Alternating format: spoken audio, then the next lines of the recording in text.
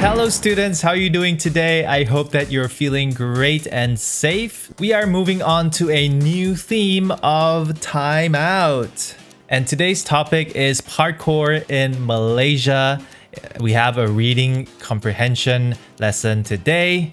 Now you must be wondering, first of all, what is time out? Well, time out is basically the stuff that you do during your free time, like your hobbies. Can be art, can be music, cooking, cleaning your home, learning new things, watching videos, playing video games, yoga, reading books, and so on and so forth. Now that we know what time out is, let's explore the topic of parkour. And did you know that we have parkour in Malaysia? We actually have a legendary parkour athlete, and his name is Abudi Alsagov. I'm going to show you a video interview, so let's take a look at what parkour is and how a Malaysian athlete has put us on the map.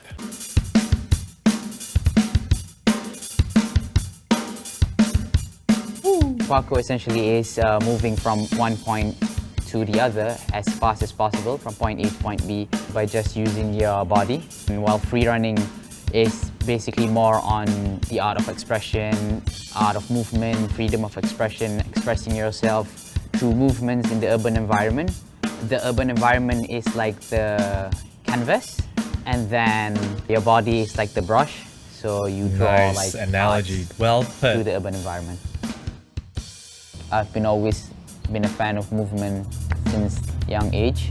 I've always loved running around, climbing things, even back then. So then it just started to develop, and then like, I don't know, it just feels the freedom of movement. If you try it, and then it has like the feelings that you can't really explain.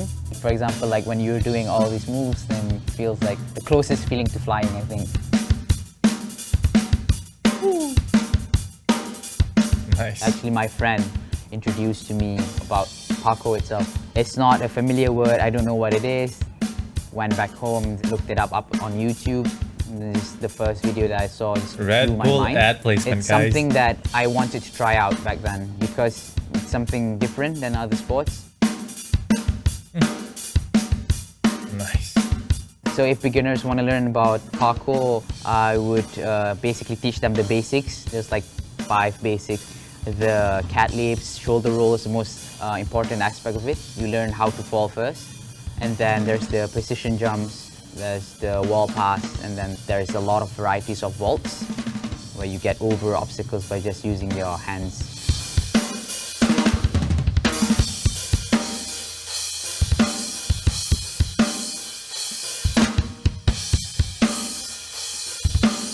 I was the first person to do it up that high. We did a research about the building. It actually kind of like a gray area where you could access the building. And then we checked up the scaffolding to see if it's solid. I've been training the move for a few months already back then, just to make sure that it's safe. Pretty excited and amazing to get featured in the Daily Mail, because then people could see that there's talents in Malaysia. Being in the spotlight enables me to actually prove that Malaysian can actually do it as well.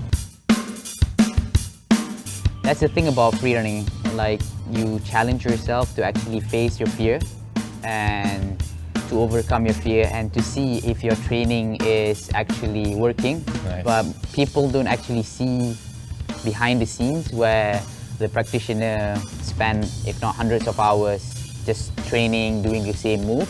Wow. But they only see the final result of it, and then they would tell us like, these guys are reckless, it's dangerous, and stuff like that. If they were to give the proper support, proper facility, then definitely Malaysia would be able to shine in the global scale.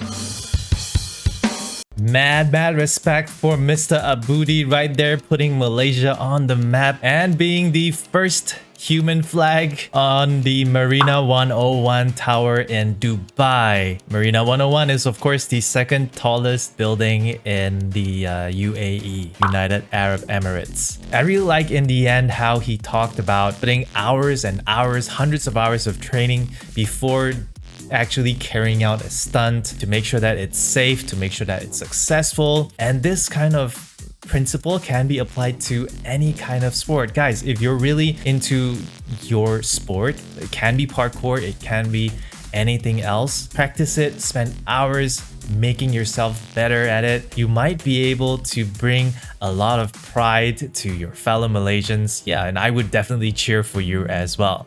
Now that we all know what parkour is and we have someone to look up to, where did this sport come from? What is its origins? Today's reading passage is all about that. So let's get on to the reading passage and find out.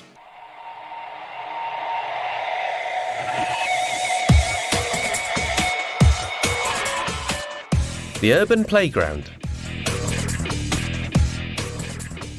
No doubt you've seen them somewhere. Leaping impossibly high walls, diving through gaps, falling from great heights, rolling over and carrying on.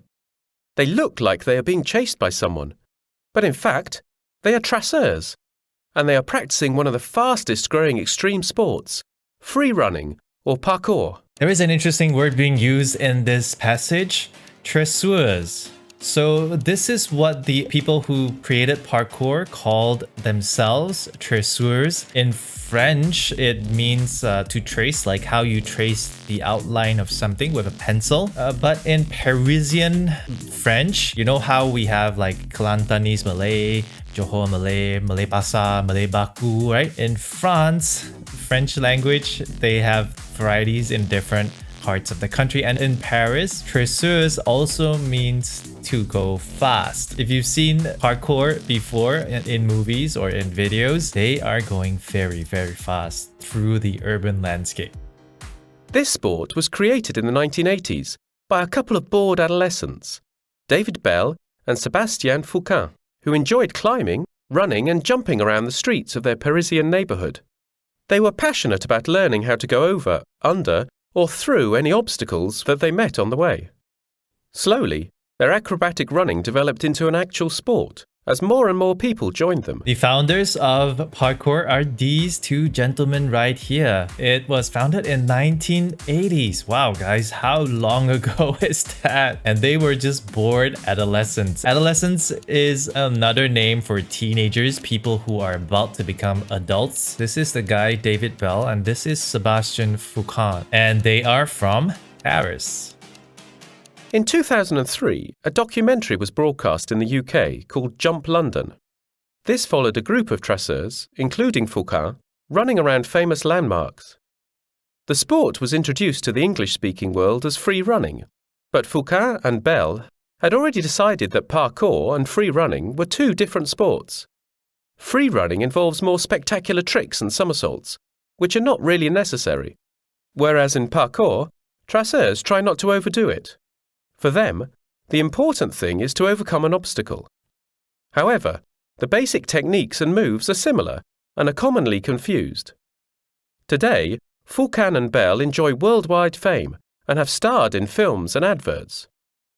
Traceurs are commonly seen on TV and in music videos, and there are even computer games where you navigate a traceur moving through an urban environment. So in 2003, this documentary came out. If the sport was created in the 1980s, wow, how many years after that was it finally introduced to the English world? Sort of 20 years, right? And yeah, this is the original cover of the DVD. If we had these people come over to our country and they created a video in the Malay language, wouldn't we, the young people, I'm not young anymore, but okay, wouldn't the young people in our country be amazed by their skills and also by them using our local language? That's what happened in London, and that's when the English-speaking world was introduced and fell in love with parkour. In this paragraph, a distinction has been made between free running and also parkour. Free running involves spectacular tricks.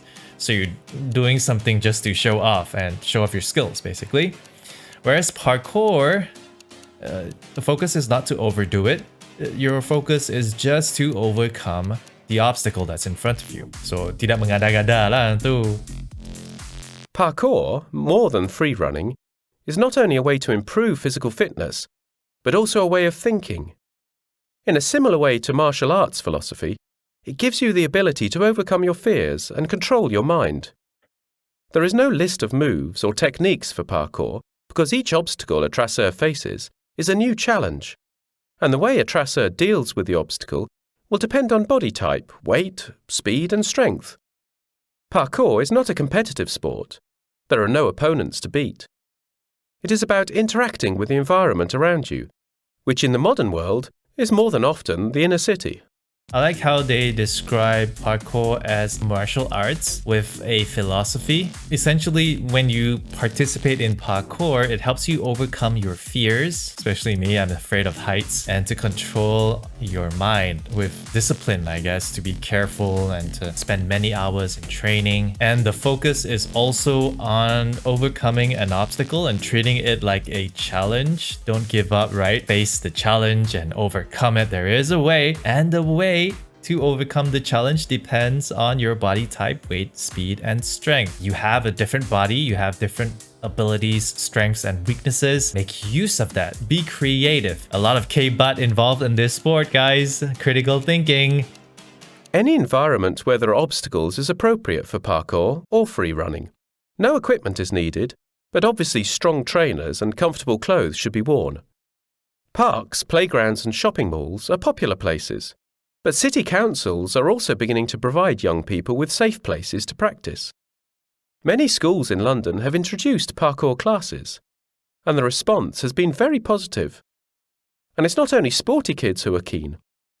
As the popularity of parkour and free running grows, more and more young people are getting active and learning how to benefit from the urban playground. I like that any environment with obstacles can be a place to do parkour. You can do it anywhere in the world and no equipment is needed. How low budget can you get? You don't have to spend money, just go out and climb walls. Very nice. All you need are trainers. So in Malaysia, we call trainers sports shoes and comfortable clothes. That's all that you need to do parkour.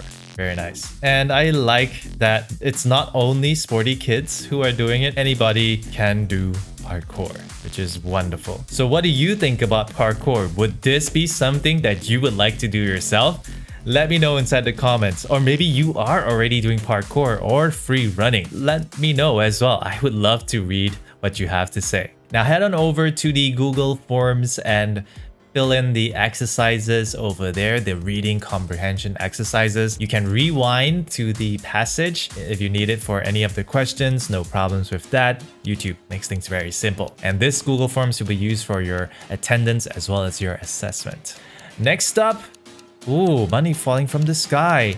Hobbies that made millions. I don't know about you, but I have hobbies and I want millions. Do you? Let's find out in the next lesson about hobbies that made people millions.